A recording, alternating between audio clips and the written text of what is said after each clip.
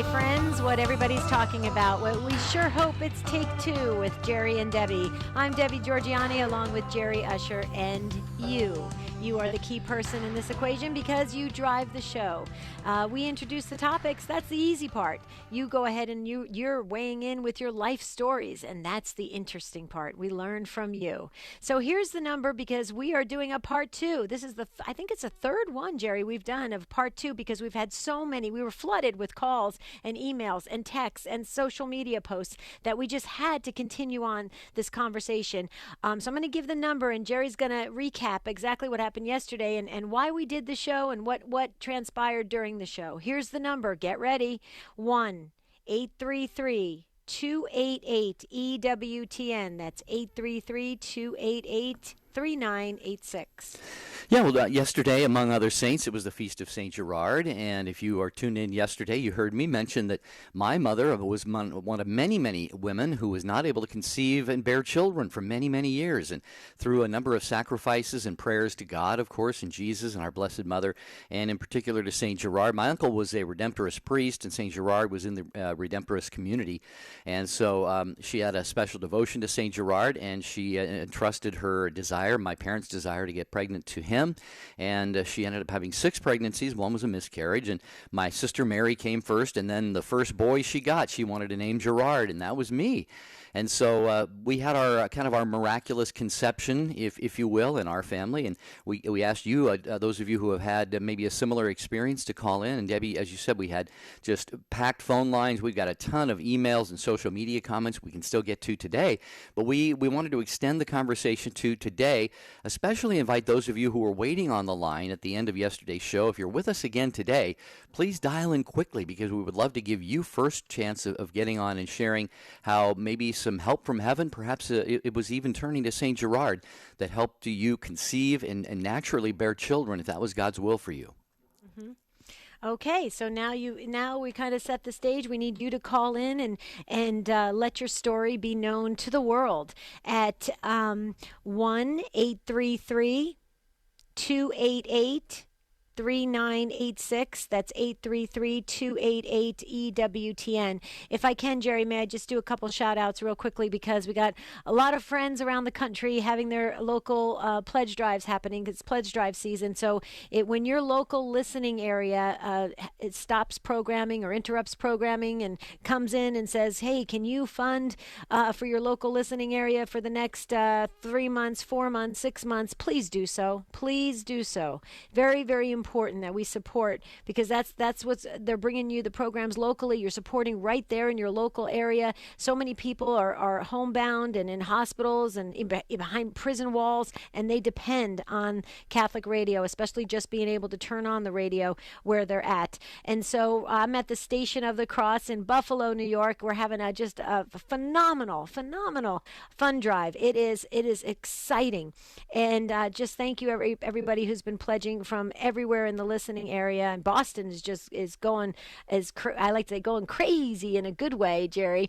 Just awesome. Boston's coming in strong. But our friends in Cleveland on The Rock, and they listen very much to Take Two with Jerry and Debbie, and they just launched their pledge drive today. Sherry Brownrigg is guest hosting that pledge drive, and so good luck, you guys. You're going to do great because Cleveland loves The Rock, and they're going to support it. And so call in, be generous, and anyone else who's having their pledge drives, call in and let us know so we can just kind of get everybody excited about it, an opportunity like that to just let Catholic radio go into the future, Jerry. It's an important time. Steve Ray talked about it today from Bethlehem. We had him on the phone, Jerry, and you would have gotten a kick out of this. He said, we need Catholic radio now more than ever. Just look around what's going on in the world. So we sure do. So thank you all for your prayers and support, and thanks for joining us here on the program today. Take Two with Jerry and Debbie. Again, an extension, a part 2 of yesterday's program. Have you had a miraculous conception? And what we're talking about, of course, is maybe you got married, and for whatever reason, conceiving a child was just difficult. Debbie, we had people yesterday and even an email tell us that doctors told them, you have no chance. You have zero chance of conceiving children. And the power of faith led them to say, well, God may have a different outlook on that. And they took that to prayer and, of course, to St. Gerard or to some of the other saints. And through God's providence and his miraculous intervention, children did come naturally. And we know, Debbie, for some people that does not happen. And, God has, maybe other purposes for them in their married life and in that vocation for them. But we want to hear from you because, there are people, Debbie, all the time attempting to conceive, and it is very disheartening sometimes for a lot of couples. And so you can really provide that inspiration, that anchor of hope for some people who are still wondering, is this ever going to happen for us? So share your story. We have a lot that we can share from, again, those who have contacted us, but we want to hear from you on the air at 833-288-3986. So have you had a miraculous conception? We want to talk to you about that, something that was just truly miraculous in your life, and hear your story. We're finding more and more that your stories are, Jerry said it so beautifully, not only inspirational, but they get us to understand that we're not alone. Okay, a lot of us seem to be going through the same things at the same time. It's a great way to realize that never to fall into despair, because somebody else is going through it, and we can get through it too. And so it's inspirational. Sometimes they're entertaining. Sometimes they have sad endings. Sometimes they have great endings. But we do learn, we do grow. But more importantly, Jerry, and I hope you agree with me on this, it's just a good feeling to know that we're not alone in this world traveling the path that we're going, because sometimes I think that's what makes people make some really bad decisions in their life, because they feel so isolated. They feel like they're on an island. And that's the one thing with Take Two. We feel like we're all part of the same group, and there's comfort in that. Wouldn't you say? Yeah, there sure is. And we appreciate all that you do for the show, your prayers, your phone calls, your takes, your social media comments, your texts. And we thank the show team. We've got Rich back with us, and we've got Jeff, and I think Ryan Penny is on the phones today. A couple of the Michaels at EWTN screen calls occasionally as well. And I did, Debbie, just got a text from our good friend Sherry Brownrigg. She says, sounding great, hearing you in Cleveland. She is on in the Rock. And awesome. if any other stations are having your pledge drives or fund drives, folks, again, be generous, and from the stations, give us a shout out here. But do join us here. We want to hear about your miraculous conception.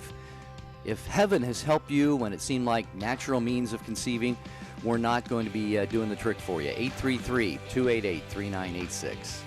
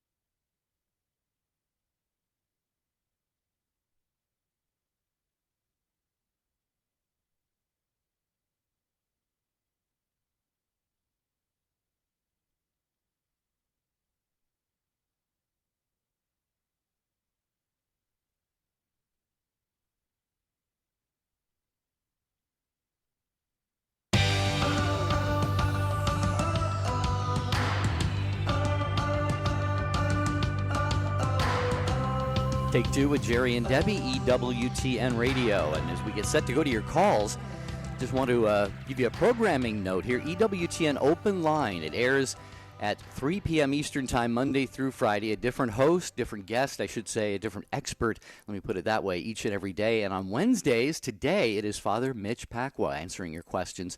Again, that's Open Line Wednesday with Father Mitch at 3 p.m. Eastern Time on most of these EWTN radio affiliates. Okay, real quickly as well, Jerry, I just wanted to make sure. Okay, we're having some folks ask for how to text comments in. Okay, you text the letters EWTN to 55000. So you text the letters EWTN to 55000. Wait for a response, and then you put your question in, your comment, and there you go. Off and away it goes to us. Data rates may apply depending on your service plan. So just a heads up on that. We don't want you to call us and say, you didn't tell me it was going to cost $1.25 to send you my story, but it might. Right, Jerry? I don't know. Do you have unlimited I text? think I do. Yeah, I think I do too. I hope I do. I've never gotten dinged for any texting costs, so I don't Yeah. text all that much though. I kind of got dragged kicking and screaming into texting, but I do. I do it when I have to. I know. Would you like to tell our wonderful Take Two family how you got dragged into kicking and screaming? Probably because I get texts from you all the time. Exactly. That's exactly right. Yeah. Okay. See. So, folks, this is a part two of Miraculous Conceptions and your story. We want to hear from you. It's fascinating. We absolutely love your stories. Each one of you should write a book because you have a very, very interesting journey in life. And so we'd like to hear from you. So if you could call in, we'd love to hear your voice. Tell us your story. Try to keep it as the Reader's Digest version if you can, just because we get a lot of calls. But here's the number: 1-833-288-3986. And can we go to the phones? I'm ready with my. Let's do it. Okay. Kathleen in Milford, Michigan on the radio app. Wow, cool. Hi, Kathleen. Welcome. Hi, love your show. Can't believe I'm telling you about this. It's not something I'm proud of. But when I was 15, I got pregnant, and my mother took me to New York. I'm 63 now, at City, to have a legal abortion. It wasn't legal all through the country, but it was in New York at that time, and I believe 1971, January of 71. And I had this horrible, horrible experience having this, because I was 4.5 months along. And anyway, I was sick on the plane coming back, and I had this terrible infection. It was about 3 or 4 days later. This thing was raging through my body. My parents took me to the hospital. I just happened to get the doctor that I'd seen before, who was a good Catholic doctor who was not aware of what I was doing, my parents were doing.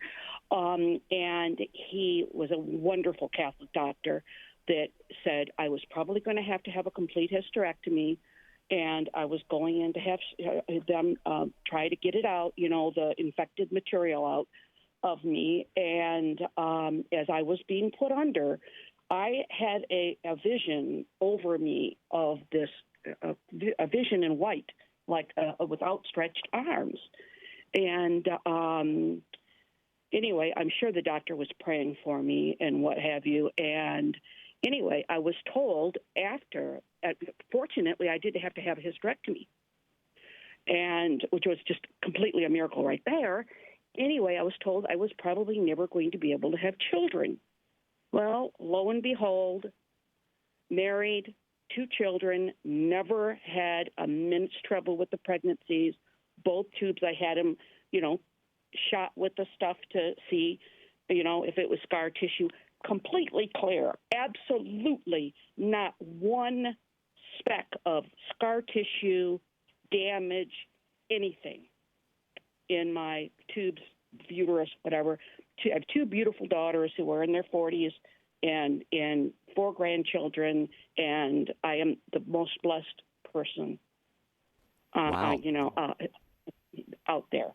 I can't believe I've just told that to the world because it's just something you just don't go around. Just my immediate family is aware of this, and so thank you for listening to my story. And I always, I didn't realize what a miracle it was until I got a little bit older and started really digesting it. I mean, the whole thing with a vision over me as I was going under to have this procedure done. It just, I'm so blessed. Wow. So, Well, thank you. Kathleen, you know what?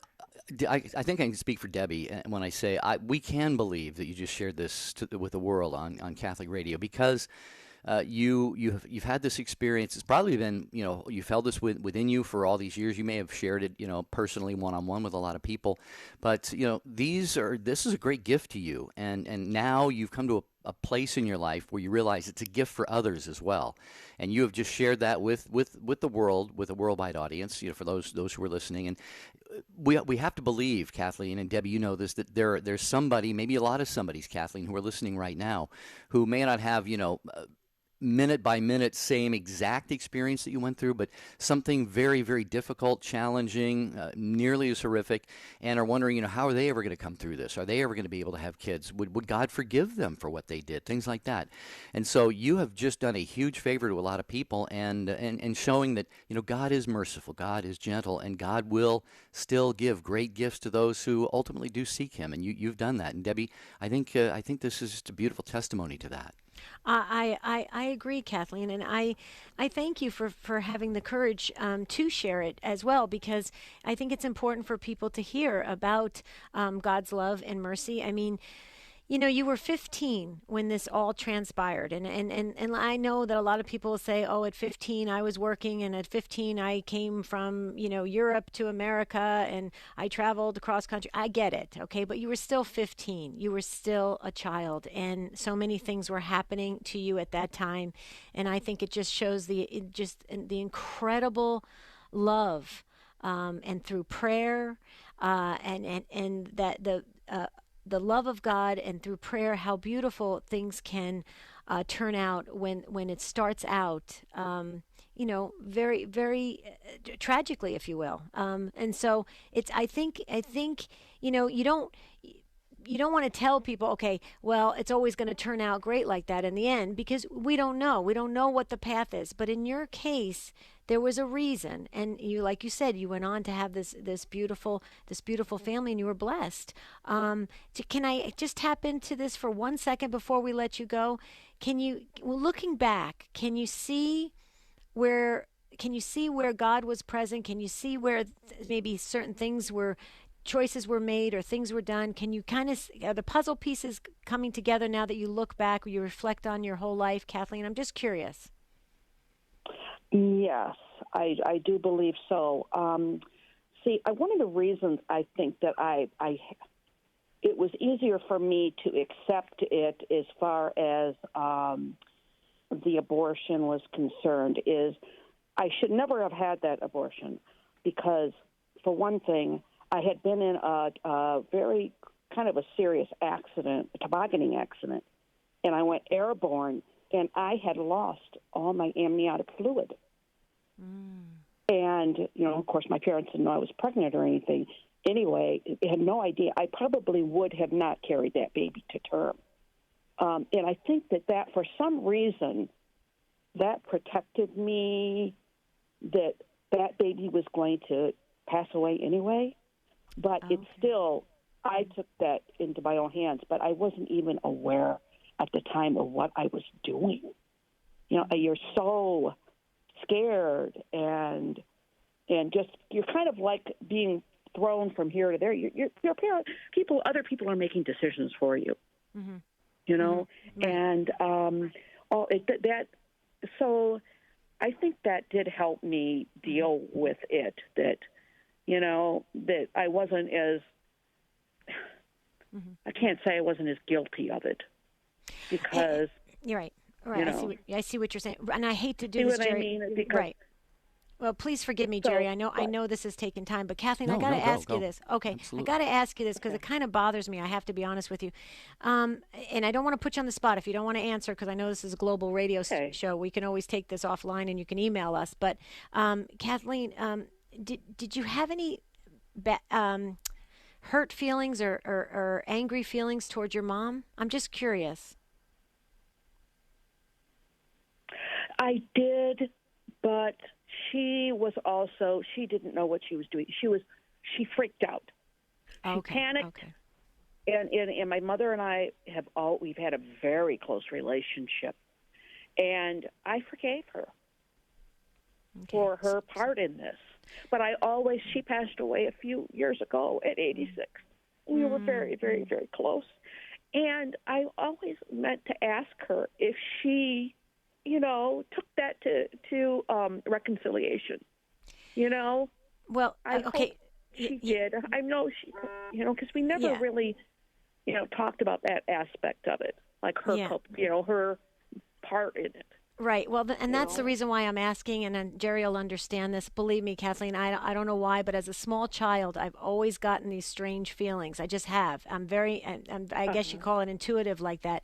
I had a really strong sense that your mother felt bad before you. I'm sure she did. I'm sure she did, and I'm sure she would have felt a lot worse if I would never have been able to have children. I'm sure that helped her deal with it a lot, that everything was clear, and I, went on to, with that. But no, I'm a very forgiving person, and she just was kind of tossed and turned like I was too. I think it was back in 1971, and she just panicked and just, it was just impulsive. I know my mother was always kind of an impulsive person, but very close. And no, I did not, never, and I may have felt differently if I would not have been able to have children. I don't know. But, as it was, and she was a wonderful grandmother, and she just became a really wonderful mother. She was not always the greatest mother, you know what I mean? But we got really, really close, and maybe that was part of it. I mean, we had that experience together, sharing that nightmare in New York City with this horrible facility that I was at, that they had to go in and do this D&C on me, and this doctor looked like Woody Allen. I'm not kidding you. And I remember every detail of it, traumatic. Everything. Yeah. Traumatic. Yeah, it was very traumatic. But sometimes these traumatic things are there for a reason, and if it was easy, it would have maybe been a different story. But well, thank you for taking so much time with me, and I appreciate that. Well, you're very welcome, Kathleen. Yeah, you're very welcome. Kind of a cathartic. Good. Well, praise God for that, Kathleen. That's beautiful that you say that. And we will pray for your mom. What was her first name? Did you share her first? Do you mind if you share? Mary. Okay.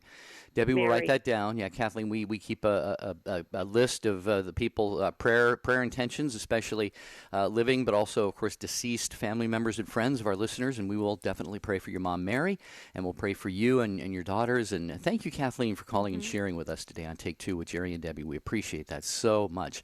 Talking about miraculous conceptions. If you've had maybe heaven intervene when you didn't think, or you were told maybe by the medical community that you were not going to be able to conceive, and it worked out for you. We're going to go to Jennifer next in Tulsa, Oklahoma, listening to Take Two with Jerry and Debbie on her Alexa device. Hi, Jennifer. Welcome.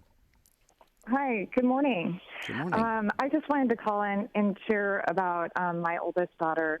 I was in my early years of our marriage. I had a couple of miscarriages, and I wasn't sure that I was going to be able to have a child, and so at that time, I kind of managed it. I was trying to get through it. I was maybe despairing. I wasn't really strong in my faith at that point in time.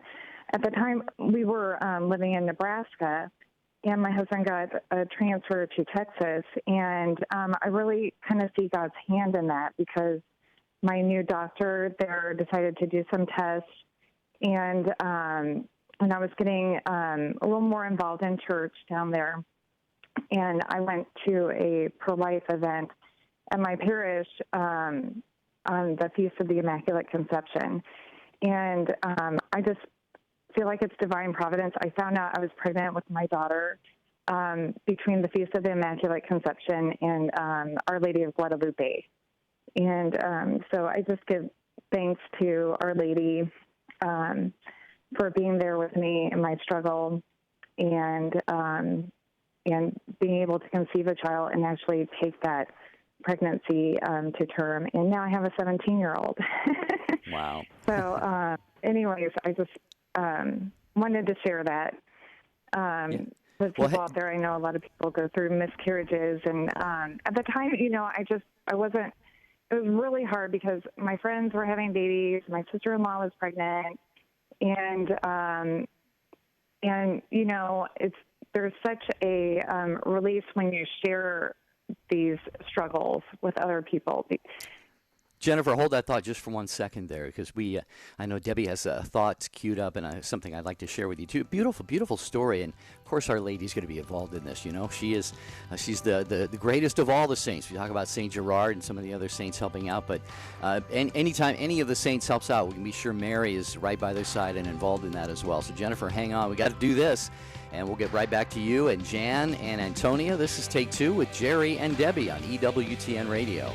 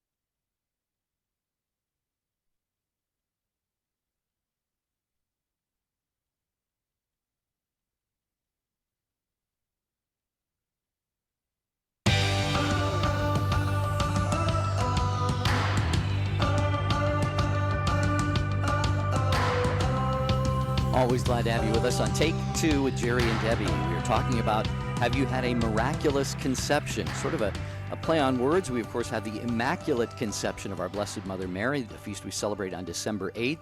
And St. Gerard's feast was yesterday. He is the patron of expectant mothers or those trying to conceive who are having difficulties. So we wanted to hear your stories about this to inspire so many others who are, I think sometimes it's maybe a growing phenomenon that couples are having difficulty in this area. But Jennifer is with us in Tulsa. And Jennifer, I just love your story. And what I find most interesting about it, maybe at least one of the most interesting points is, God intervened providentially. You mentioned Our Lady's role in all of this. But, it seems like God, where you weren't, you had the miscarriages, and I think you used the word despair. You were really getting, discouraged about this. God literally picked you and your family up, took you to a whole nother state and another doctor who did these other, tests that had not been done before, and found a way to assist you in getting pregnant. I just see that as being just so beautiful in the hand of God that He just kind of, it's almost like, it sounds like Old Testament stuff, where God will pick His people up and take them to, another land somewhere. But did you ever kind of reflect on that, how God just had to take you to some place completely different for you to find the answer you were looking for? Yes. I've never thought of it in that context before, but I think, there was definitely God's hand. And it was a hard move because we had our family back in Nebraska, and my husband received a promotion, and really my goal was to be a stay-at-home mom. At that point in time, I was working, and I continued working in Texas, and that's when I found out I was pregnant. And subsequently, my husband was able to receive, in the middle of that pregnancy, he got another promotion, moved again, and I was able to be a stay-at-home mom because he also received a promotion at that point in time. So really, I mean, in which that was my dream. And my dream, even when I was a small child, I always knew I wanted to be a mother. Mm-hmm. Yeah, and you are a mom of a 17-year-old daughter. So let me ask you this question, Jennifer. Your daughter, so Our Lady interceded.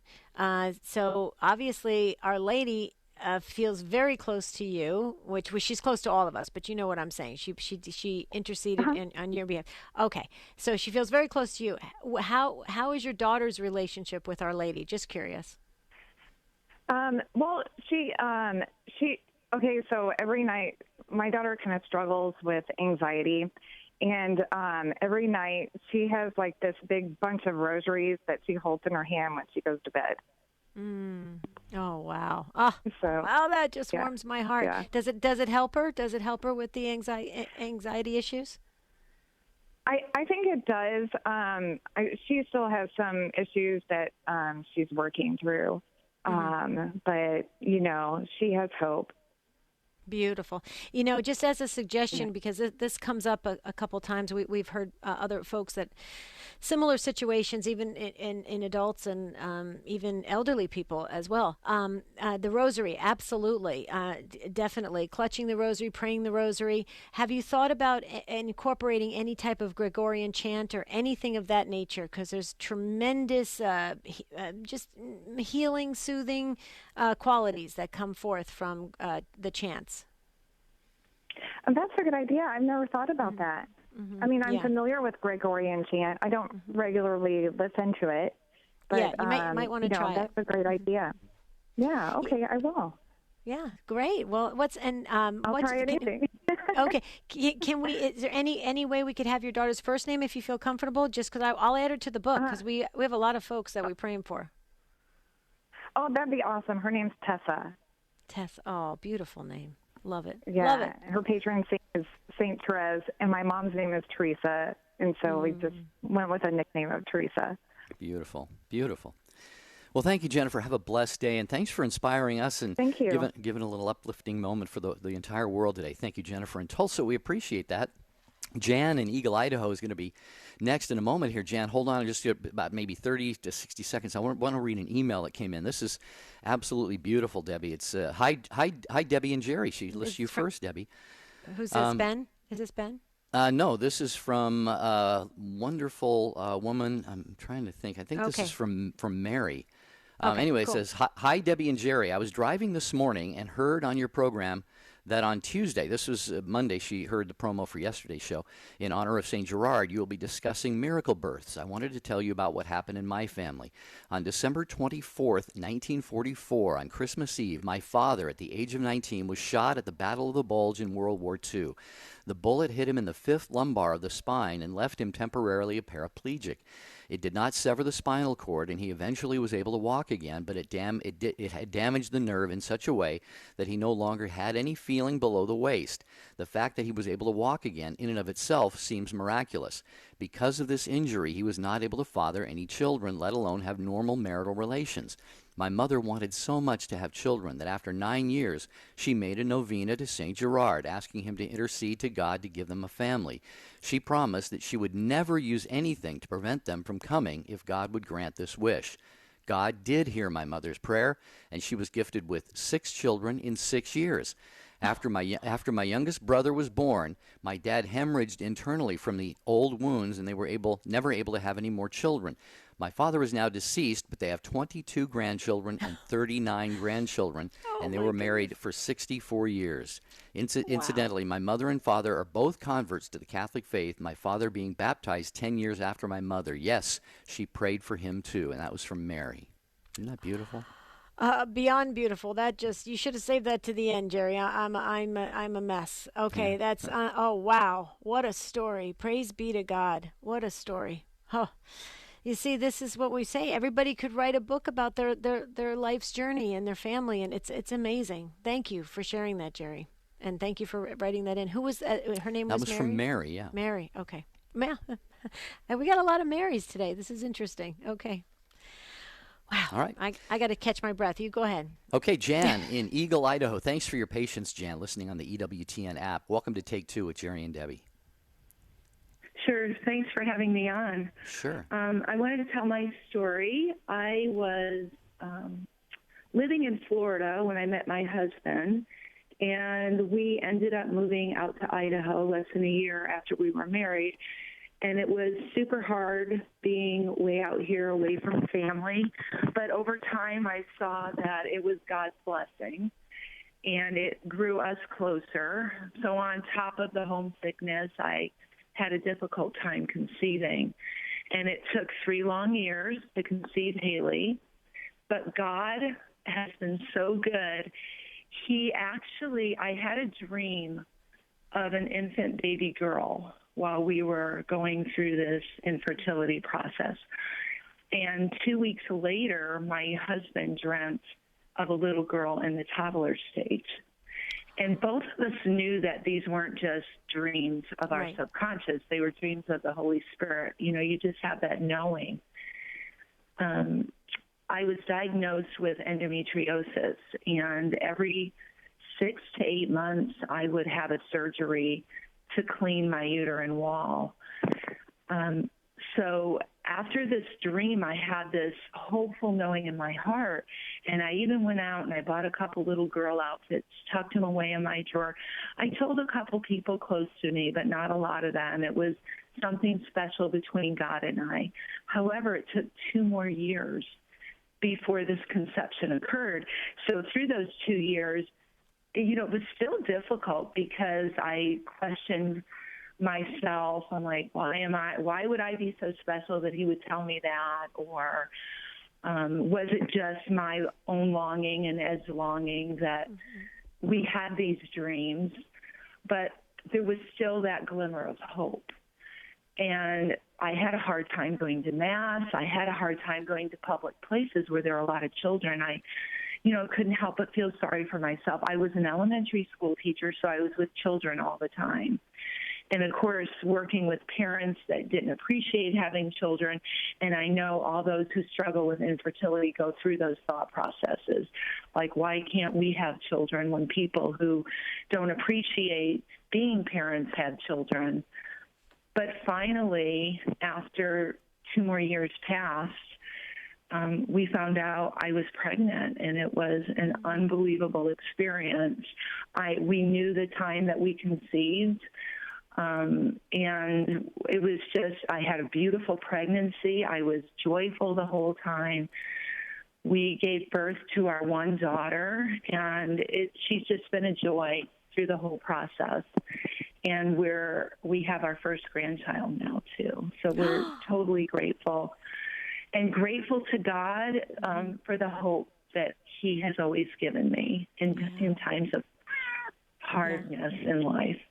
Wow. Well, congratulations on your beautiful, beautiful family that's growing. You know, Jan, what stands out for me, 2 things you said, and see if you picked up on them too, Jerry. 2 things. And you said, when you received that dream, and your husband, I know that's received a similar dream, and for a while there, you're thinking, what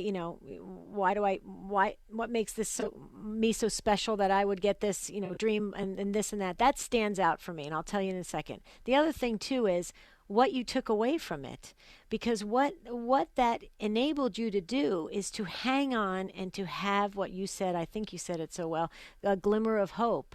Okay, and that's the key there, because everybody that falls into a sense of hopelessness, or even worse, despair, going to that level, they feel so disconnected from God. They feel like there's no way it's going to ever turn out better. Okay. But Jan, you had that hope, and God wanted you to have that hope, and he wants all of us to have that hope.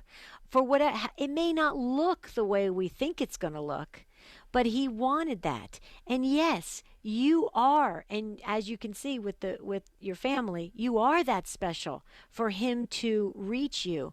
This is why we love Catholic radio so much. Catholic radio is reaching souls at a core level that is incredible. It's incredible. And it's not because of Jerry Escher and Debbie Georgiani and all the other hosts you hear. It's because God is reaching out through the radio airwaves to each and every one of his children saying, I love you so much. Hang on. Hang on. So I just wanted to say, Jan, thank you for sharing your story. It is a miraculous story. I'm so glad you shared it today, because I can tell you right now, I know of people right now that are listening that they're on the fence, they're on the border, they don't even know how to feel about God anymore, and they're starting to lose a little hope, and that's not good. So Jan, thank you from the bottom of our hearts, and Jerry thanks you as well. He just texted me and said thank her as well from me. So Nothing I can add to that. That was beautiful. What do you think, Jan? And thank you for all that Catholic radio does. I love Catholic radio. It fills me and educates me and brings me closer in the faith. So thanks so much. Praise God. Well, we're praying for you, Jan, and we count on your prayers and the prayers of all of our listeners, too. So thank you for joining us here on Take Two with Jerry and Debbie. Back to your calls in just a moment. We've got Arlene and Michalina, I think is how you say it, coming up next. I just wanted to read an email from Ken. By the way, the email address is take2@EWTN.com. Ken says, Jerry and Debbie, I've been listening to your program for approximately 3 years. My Gail, I presume his wife, my Gail and I came into the church on the Feast of St. Irenaeus in 2017. I am prompted to share my miraculous conception story. Last Thanksgiving, I was talking with my sister-in-law about her eldest daughter, Elena. Elena and her husband have been trying to get pregnant for 3 years. As it turns out, Elena has a deformity in her uterus. Well, my sister-in-law was getting concerned that if Elena couldn't conceive, her marriage may be on the rocks. At that point, I found and began a series of novenas to St. Gerard. After Christmas, I began another one, and on Saturday of the week, I received a call from Elena. She was pregnant. Thanks be to God. On September 10th, Elena delivered a healthy, robust, 7-pound, 3-ounce baby girl who was wonderfully healthy. According to her doctor, she had a 2 in 100 chance of having a healthy child. There you go. Did I hear that correctly? What was that? A 2 in 100th chance? 2 in 100, yep. Wow. There's the miracles. miracles. Of course, with St. Gerard, it's a 1 in 1 chance of having a healthy child, if it's God's will. Yeah. Oh, wow. See, these stories are phenomenal, and they're bringing hope to so many people. Thank you for sharing that. Wow. Okay, back to the phones. Arlene, you've been waiting so patiently. Thank you so much in Lafayette, Louisiana, on Christ Our King Radio. Hi, Arlene. Welcome. Hi. I was hoping to share my story with y'all. Good. Or our story. Mm-hmm. My husband and I were married for 7 years without being able to conceive. And in our 7th year, we adopted an older child. She was 14 at the time. And then in our 12th year of marriage, we went up to Omaha, Nebraska to see Dr. Thomas Hilgers at the Pope Paul VI Institute. He's a pro-life doctor that helps women with infertility. And I had surgery up there. After the surgery, he gave us about a 30% chance of conceiving, whereas before it was 0. We worked with Dr. Hilgers long distance for 3 years. Doing different things that the church does approve of. And we learned the Creighton model of family planning to help us chart. And I was on Clomid for 3 years. And then we never conceived, so we just stopped his protocol. And then on New Year's Eve of 2003, we found out that we were pregnant. And so we have a beautiful 14-year-old Gabrielle Therese. And we thought for sure after having Gabrielle we would have been able to conceive again, but we weren't. And then we adopted another little boy who's 8 now. So we have 3 miracles, one through conception and the other 2 through adoption. Beautiful. The Trinity is definitely part of your family, Arlene. Just to let you know, Yes. you got three. You said about your chances of getting pregnant after the surgery was a 30% chance. So the Trinity's right there all around you, just in case. I'm not superstitious or anything, but it just jumped out. It just jumped out at me. Jerry, what do you think? What a great, beautiful story. Well, I love it too, and I was just going to ask. You mentioned Gabrielle Therese. What are the boys' names, Arlene? 'Cause we will certainly pray for all of your kids. Yes, our oldest is Monique Ann, and then our Monique, little okay. boy is Oh. Zachary James Joseph. Oh wow, I love, And I love those often names. share with other couples who are suffering with infertility. I can remember when we went through our marriage prep, we had our plan laid out. We thought we were going to have 4 children, and we would wait till 2 years into the marriage. And I always share with other couples that God always has a better plan. And I'm sure he was up there laughing at us when we were planning out how our children were going to come about.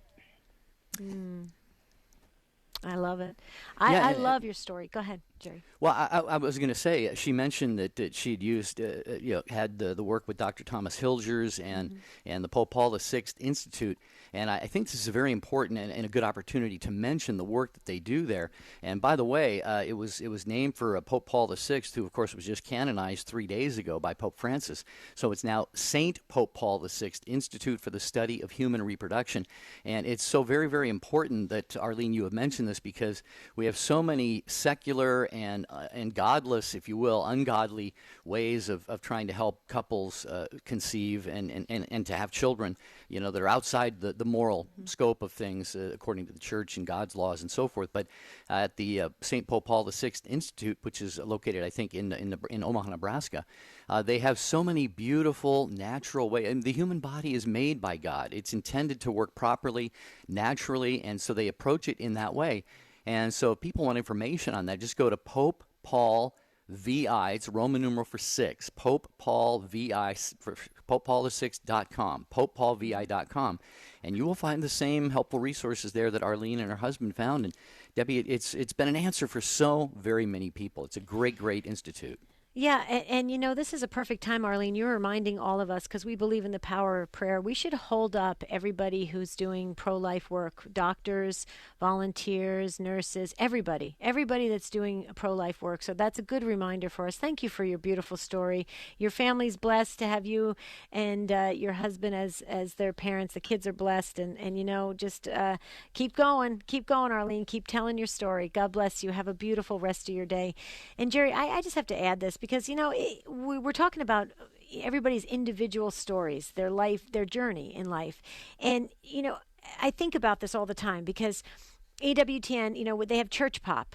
Okay, Church Pop is so cool, and it features online Christian content, that's fun and informative and inspirational. But it's filled with a lot of stories, and sometimes priests weigh in with there's different stories and all different things that happening, and they highlight.